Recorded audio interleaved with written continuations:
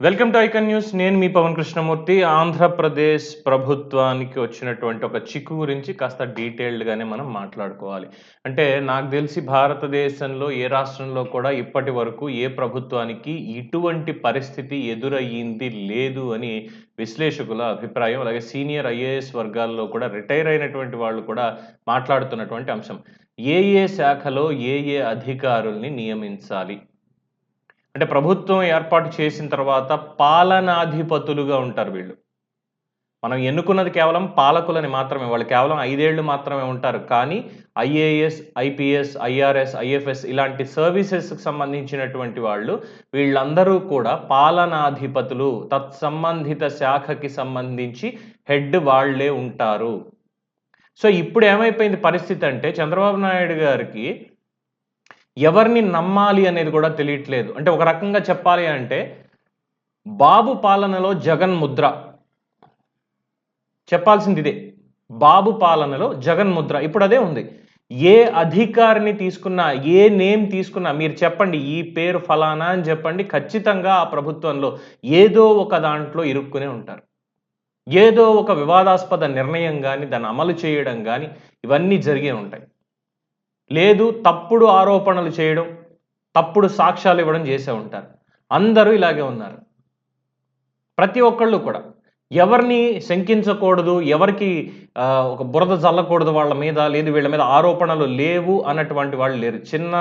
చిన్నదో, పెద్దదో ఏదో ఒకటి ఆరోపణ అనేది వాళ్ళకుంది. సో, మొత్తం 19-20 మంది ఆఫీసర్‌లనైతే ప్రస్తుతానికి మార్చడం జరిగింది. 10 రోజులు పట్టింది. అందులోనూ వీళ్ళని ఎవరెవరిని ఏ శాఖకి బదిలీ చేయాలి, ఏంటి అన్నటువంటి దాని మీద చంద్రబాబు నాయుడు గారు కసరత్తు చేయడంతోటి దీనికి సంబంధించి. సో, ఒక్కొక్కళ్ళు ఏంటి, ఎలా ఉన్నారు అనేది మనం ఒకసారి చూసినట్లయితే, ఎవరెవరున్నారు, ఏంటి అనేది చూసినట్లయితే, శ్రీలక్ష్మి, ప్రవీణ్ ప్రకాష్, రజత్ భార్గవ్‌ని జీఏడీకి అటాచ్ చేశారు.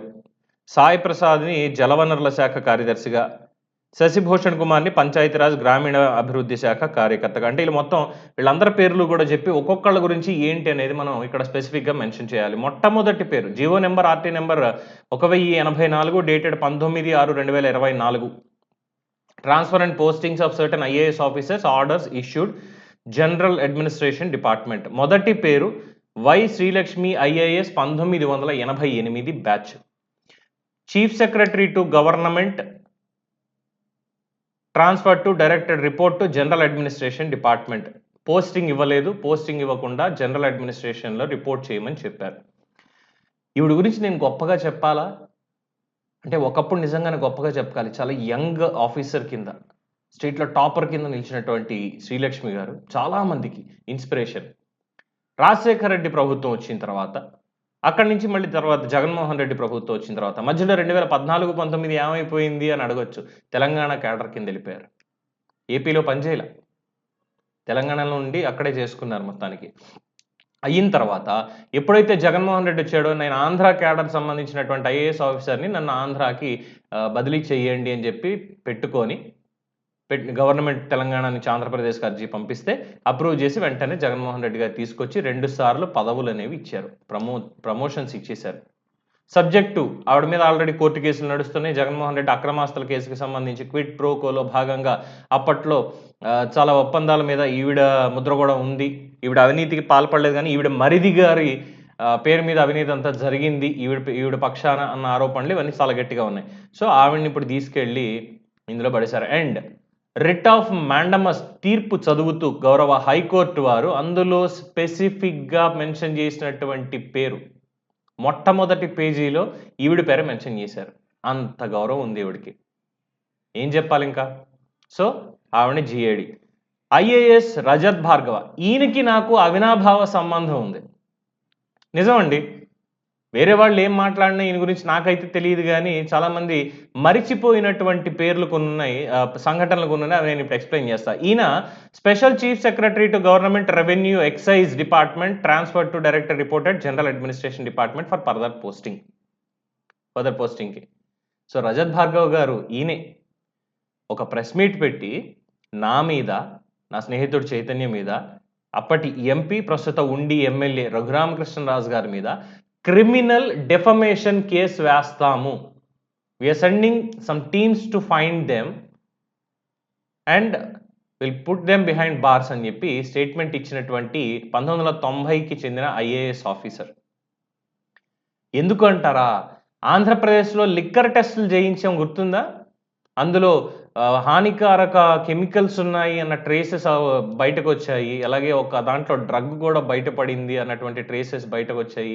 చాలా పెద్ద రచ్చ అయింది. ఎస్, ఆ రిపోర్ట్స్ బయటకు వచ్చిన తర్వాత సోషల్ మీడియాలో వైరల్ అయ్యి, ఇగో ఇందులో ఇన్ని విష పదార్థాలు ఇలాంటివి ఉన్నాయా, ఇవా మీరు అమ్మేది అన్నటువంటిది మొదలైన తర్వాత ప్రభుత్వం మీద వీళ్ళు దుష్ప్రచారం చేస్తున్నారు, మేమన్నీ క్లియర్ కట్గా పరిశీలించిన తర్వాతే పర్మిషన్స్ ఇస్తున్నాము అని చెప్పి రఘురామకృష్ణరాజు గారి మీద, పవన్ కృష్ణమూర్తి అనేటువంటి నా మీద, చైతన్య కుమార్ అనేటువంటి నా స్నేహితుడి మీద, ముగ్గురి మీద కూడా, అలాగే దీని వెనకాల ఇంకెవరున్నారో వాళ్ళ మీద క్రిమినల్ డిఫమేషన్ కేసు వేస్తున్నాము అని చెప్పినటువంటి వ్యక్తి ఈయన. ఈ ఒక్క మెతుకు సరిపోతుంది అనుకుంటా అన్నం ఉడికిందో లేదో తెలియడానికి. సో ఈయనకి పోస్టింగ్ లేదు. తదుపరి అలాగే ఈయన్ని member relieved, service also relieved from the full additional charge of the post of special chief secretary to government, tourism and youth దీనికి సంబంధించి మొత్తం వాటి నుంచి తీశారు. ఇక G Sai Prasad IAS 91 batch commissioner of land administration is transferred and posted as special chief secretary to government water resources department. Shashibhushan Kumar transferred, ఆయన ప్లేస్లో ఈయన చేశారు. శశిభూషణ్ కుమార్ గారిని principal secretary to government PR R and D RWS డిపార్ట్మెంట్కి వేశారు, public relations roads and development ఆర్డబ్ల్యూఎస్కి. So Sai Prasad మీద కానీ శశిభూషణ్ మీద కానీ పెద్దంతగా ఆరోపణలు ఏవి రాలేదు, వాళ్ళ పని వాళ్ళు చేసుకున్నారు తప్పితే పెద్దంత వివాదాస్పదంగా అయితే వాళ్ళిద్దరూ లేరు.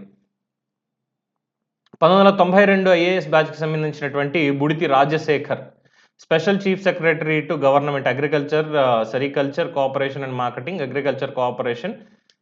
ఇక్కడి నుంచి గోపాలకృష్ణ ద్వివేది ఐఏఎస్ని తొలగించి ఈయన ప్లేస్లో ఆయన్ని పంపించారు. గోపాలకృష్ణ ద్వివేదిని special chief secretary to government labour, factories, boilers, insurance, medical services department. అక్కడి నుంచి హరి జవహర్ లాల్ గారిని ట్రాన్స్ఫర్ చేశారు, ఆయన ప్లేస్లో ఈయన వేశారు. అయితే ఇక్కడ గోపాలకృష్ణ ద్వివేది గారి గురించి మనం చెప్పుకోవాలి, ఎందుకంటే రాజశేఖర్ గురించి చెప్పడానికి ఇందులో ఏం లేదు, పెద్దంత వివాదాస్పదమైనటువంటివి ఏం లేవు.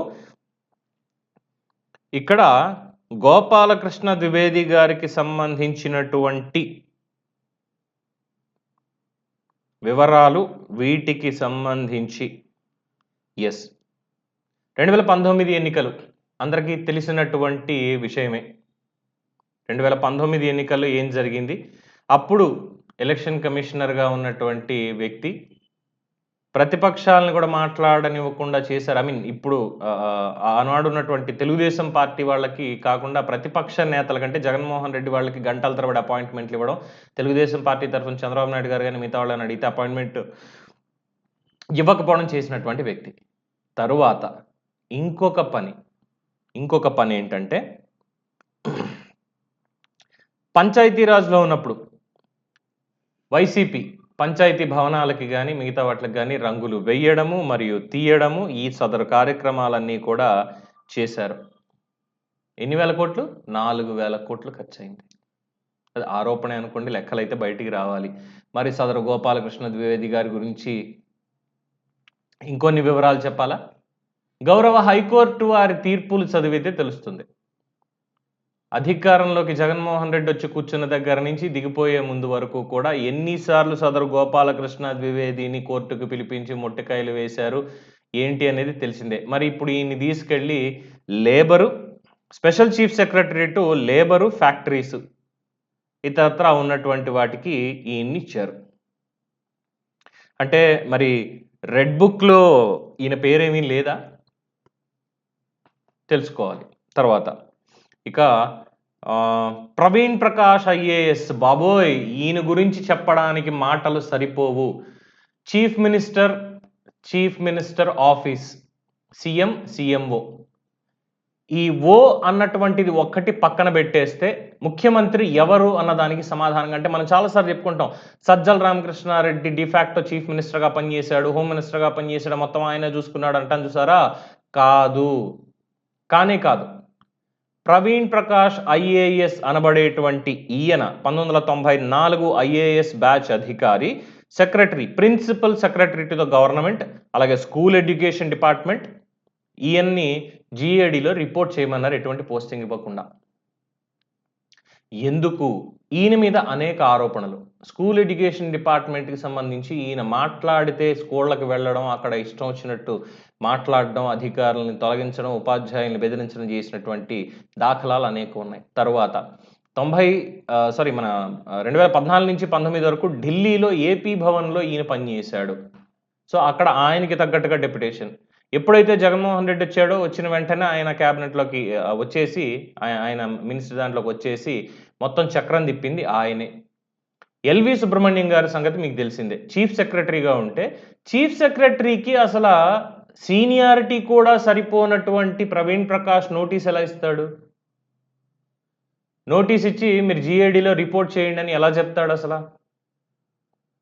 చీఫ్ సెక్రటరీని తొలగించాలి అంటే ముఖ్యమంత్రి కార్యదర్శి నుంచి అది రావాలి. ఈయన అక్కడికి ఏమీ లేదు, అయినా సరే ఈయన ఇచ్చేశాడు. ఇచ్చేసి మీరు సెలవులో వెళితే బాగుంటుంది అని చెప్పి ఆయన, అంటే మొత్తం బెదిరింపులు. ఉన్న ఐఏఎస్ని ఐపీఎస్ని కూడా బెదిరింపుల పర్వానికి పాల్పడినటువంటి వ్యక్తి ఈ సదరు ప్రవీణ్ ప్రకాష్. ఈయనకి చాలామంది సీనియర్ జర్నలిస్టులు ఇచ్చినటువంటి పేరేంటంటే నొటోరియస్. నొటోరియస్ అంటే ఇంకా అత్యంత, దాన్ని చెప్పలేము. క్రూరం అనుకోవాలి, ఇంకోటి అనుకోవాలి. క్రూరం అనేది ఆపాదించద్దులండి, కానీ ఒక మొనార్క్, ఒక నియంతృత్వ అన్నది పెట్టచ్చు. ఏవైతే కేసులు గత ప్రభుత్వం ఫైల్ చేసిందో చంద్రబాబు నాయుడు గారి మీద 2014 నుంచి 19లో జరిగాయి అన్నటువంటి మాట మీద ఫైల్ చేసిందో, వాటిలో తప్పుడు సాక్ష్యాధారాలు ఇవ్వాలి అని చెప్పి అనేక మందిని ప్రలోభ పెట్టింది, బెదిరించింది సదరు ప్రవీణ్ ప్రకాష్ అనేటువంటి దాని మీద చాలామంది ఇప్పటికీ ఆరోపణలు చాలా బలంగా చేస్తున్నారు. ఏదో ఊరికి ఆయన ఉన్నాడని చెప్పడం చాలా బలంగా చేస్తున్నారు ఆరోపణలు. సో అటువంటి ఆయన్ని, బాబు వెళ్ళండి, వెళ్ళి జిఏడిలో రిపోర్ట్ చేయండి అని.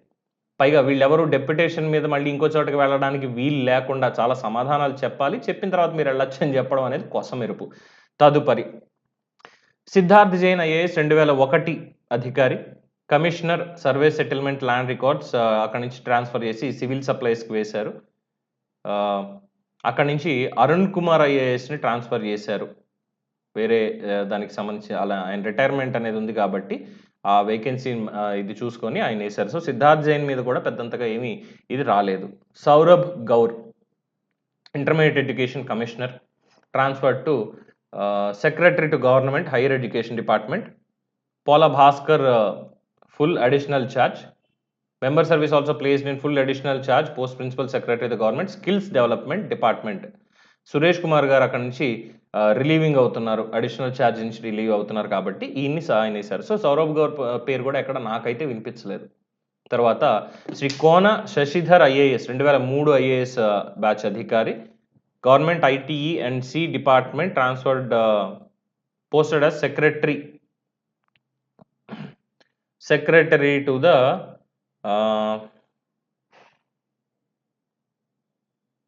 స్కూల్ ఎడ్యుకేషన్ డిపార్ట్మెంట్, అంటే లోకేష్ శాఖకి ఇన్ని వేయడం జరిగింది. సో కోన శశిధర్ గారు కూడా ఒక ఎఫిషియెంట్ ఐఏఎస్ ఆఫీసరే.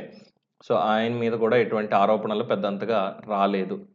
ఇక మిగతా వాళ్ళు, అమర్ బాబు, ఈయన one of the toughest officer. గత 5 ఏళ్లలో ప్రభుత్వం పక్కన పెట్టేసినటువంటి ఆఫీసర్ ఈయన్ని. సో ఈయన్ని ఇప్పుడు తీసుకొచ్చి as a secretary horticulture, aquaculture, fisheries and agriculture and cooperation department, అంటే పవన్ కళ్యాణ్ గారికి సంబంధించినటువంటి కొన్ని, అలాగే వ్యవసాయ శాఖకి సంబంధించి వీటిల్లో ఆయన వేయడం జరిగింది. Bhaskar Katamaneni IAS school infrastructure commissioner, transferred and service as place disposal of commissioner APCRDA, Vivek Yadav ప్లేస్లో. సో వివేక్ యాదవ్ పేరు నేను గుర్తు చేయాల్సినటువంటి పని లేదు. సిఆర్డీఏ అంటేనే తెలిసిందే, సిఆర్డీఏని రద్దు చేసి ఏఎంఆర్డీఏ అని చెప్పి, ఏఎంఆర్డీఏ తర్వాత ఏకపక్షంగా అక్కడ స్పెషల్ ఆఫీసర్లను వేసి ప్రజాభిప్రాయం తెలుసుకోకుండా ఇష్టం వచ్చినట్టు వీళ్ళు లేఅవుట్లు మార్చేసి ఇవన్నీ కూడా చేయడం అనేది అందరికీ తెలిసినటువంటి విషయమే. సో వివేక్ యాదవ్ని పక్కన పెట్టేశారు. సో తర్వాత Srimathi M Janaki IAS 2005 batch waiting for posting as posted secretary to government expenditure and finance department. Janaki గారిని ఫైనాన్స్ డిపార్ట్మెంట్ ఎక్స్పెండిచర్కి సంబంధించి మొత్తం ఏ ఖర్చులు జరిగాయి ఏంటి అనే దాని మీద ఆవిడకి పోస్టింగ్ లేదు, పోస్టింగ్ ఇప్పుడు ఇచ్చారు. సో లెక్కలు తేలాలి అన్నటువంటిది చెప్పడం జరిగింది. తర్వాత MM Nayak IAS commissioner handlooms textiles, ఆయన అక్కడి నుంచి animal husbandry and dairy development డిపార్ట్మెంట్కి ఆయన ట్రాన్స్ఫర్ చేశారు. Shri Praveen Kumar IAS collector district magistrate Tirupati transferred and posted as commissioner director mines and జియాలజీకి ఆయన్ని పంపడం జరిగింది. Full additional charge to the post of MD AP state mineral development corporation until further orders. అలాగే అక్కడి నుంచి ఎన్ యువరాజ్ ఐఏఎస్ 2005 బ్యాచ్ని full additional charge నుంచి relieve చేశారు. ఎందుకు చేశారు ఏంటి అనేది చూస్తే ఏముంది, మినరల్ డిపార్ట్మెంట్ ఆ శాఖకు సంబంధించి పెద్దిరెడ్డేగా, సో ప్రక్షాళన. డి మురళీధర్ రెడ్డి, ఇంకా ఈయన్ని ఏం చెప్పుకోవాలి,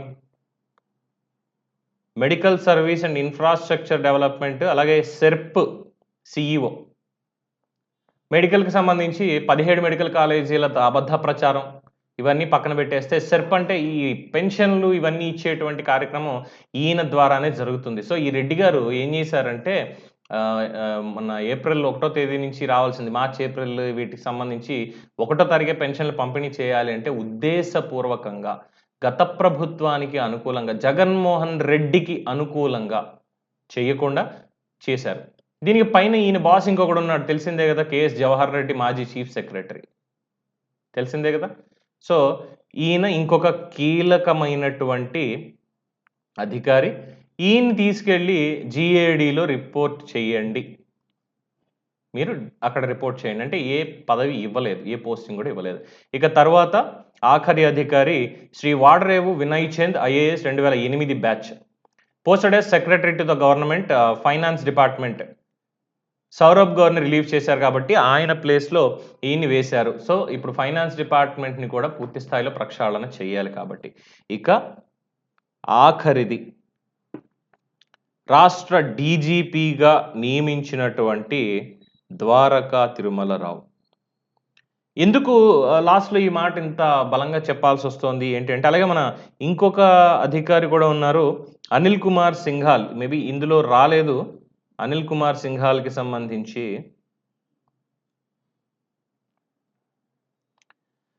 తిరుమల తిరుపతి దేవస్థానాల ఈఓగా ఈయన పనిచేశారనేది అందరికీ తెలిసినటువంటి విషయమే.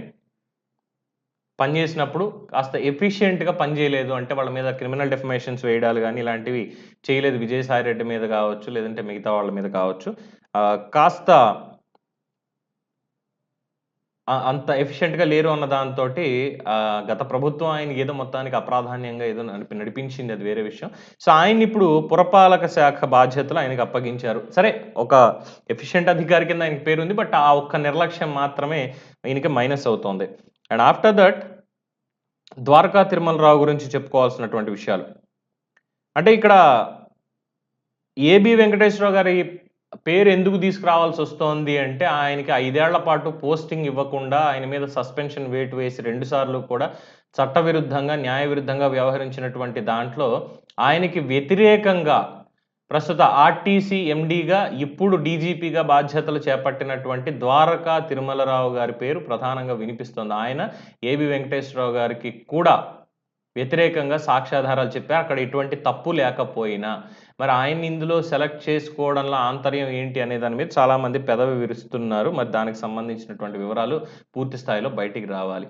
సో ఇందులో చాలామందికి కీలక పోస్టింగ్ ఇవ్వడం, గోపాలకృష్ణ ద్వివేది కావచ్చు, లేదు అంటే ఇగో ఈయన ద్వారకా తిరుమలరావు లాంటి వాళ్ళు కావచ్చు, వీళ్ళకి సంబంధించినటువంటి అంశంలో మాత్రం చాలా అసంతృప్తి అయితే వ్యక్తం అవుతుంది. ఎలాగ వీళ్ళని ఇలా సెలెక్ట్ చేశారు, సీనియారిటీ బేస్ మీద, ఇంకో దాని మీద అన్నటువంటి వివరాలు ఇవన్నీ చూసుకున్నప్పుడు అసంతృప్తి అయితే గట్టిగా ఉంది. సో దీంతో అంటున్నారు, జగన్మోహన్ రెడ్డి దిగిపోయినప్పటికీ కూడా అధికారులను ఇప్పటి వరకు బ్రెయిన్ వాష్ చేసో ఇంకోటి చేసో తన దారిలో పెట్టుకున్నటువంటి వ్యక్తిగా ఇప్పటికీ పేరు అనేది ఉంది. సో జగన్మోహన్ రెడ్డి లేకపోయినా ఆయన ట్రైన్ చేసినటువంటి అధికారులే చంద్రబాబు పాలనలో ఉన్నారు కాబట్టి ఇప్పుడు ఆయన వివిధ శాఖలకు ఇచ్చారు కాబట్టి మారతారా, తీరు మార్చుకోకుండా ఇంకా వాళ్ళకి కావాల్సినట్టే చేస్తారా అన్నటువంటి అనుమానాలను వ్యక్తం చేస్తున్నారు. సో మొత్తానికి బాబు పాలనలో జగన్ ముద్ర అనేది కొంతమంది అధికారుల ద్వారా తెలుస్తోంది. అయితే ఎస్పెషల్‌గా శ్రీలక్ష్మి, ఈ ఈయన ఇంకో రెడ్డి గారు, మన ఎక్సైజ్ డిపార్ట్మెంట్‌కి సంబంధించి మురళీధర్ రెడ్డి, ప్రవీణ్ ప్రకాష్ ఐఏఎస్ కావచ్చు, లేదు అంటే ఎస్ఎస్ రావత్ లాంటి వాళ్ళు కావచ్చు. తర్వాత సత్యనారాయణ గారిని ఆర్థిక శాఖగా దానికి సంబంధించిన కార్యదర్శి, ఆర్థిక శాఖ స్పెషల్ చీఫ్ సెక్రటరీ కింద కూడా ఆయనకి ఇచ్చేశారు.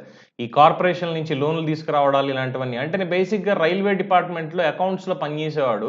ఆయన్ని తీసుకొచ్చి ఇందులో పెట్టడం, వీళ్ళ అక్రమాలకి ఆయన కూడా మద్దతుగా నిలబడి ఇవన్నీ చేసి రిలీవింగ్ చేసి వెళ్ళిపోతే, మీరు వెళ్ళడానికి లేదు, మేము ఇంకా రిలీవ్ చేయలేదు మిమ్మల్ని, మీరు వచ్చి ఇక్కడ చార్జెస్ అప్పగించి వెళ్ళాలి అని చెప్పి స్పష్టంగా చెప్పారు. అందుకనే కోన శశిధర్ గారు కావచ్చు, ఎం జానకి గారు కావచ్చు, ఫైనాన్స్ డిపార్ట్మెంట్‌లో జాయిన్ అయ్యారు అడిషనల్ చార్జెస్ తోటి, ఫుల్ చార్జ్ కాకుండా.